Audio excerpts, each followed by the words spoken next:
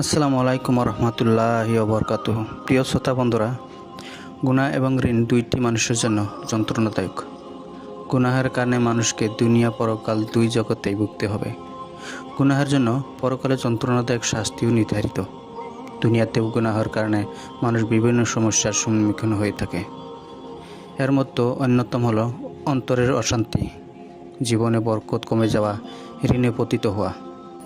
গুনাহ ছাড়াও বেহিসাবি জীবনযাপনও মানুষকে ঋণে পতিত করে। আল্লাহ রসুল সাল্লাল্লাহু আলাইহি ওয়াসাল্লাম জীবনের গুরুত্বপূর্ণ এই দুই সমস্যা সমাধানে একটি দোয়া শিখিয়ে দিয়েছেন।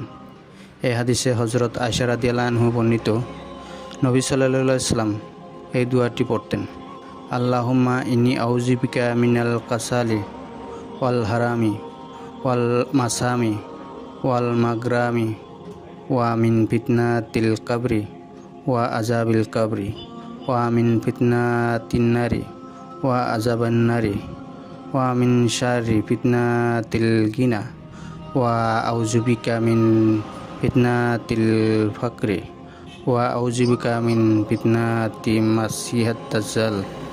ইয়া আল্লাহ, নিশ্চয় আমি আপনার আশ্রয় চাই অলসতা, অতিরিক্ত বার্ধক্য, গুনাহ আর ঋণ থেকে, আর কবরের ফিতনা এবং কবরের আযাব থেকে, আর জাহান্নামের ফিতনা এবং এর আযাব থেকে, আর ধনবান হওয়ার পরীক্ষার মন্দ পরিণাম থেকে।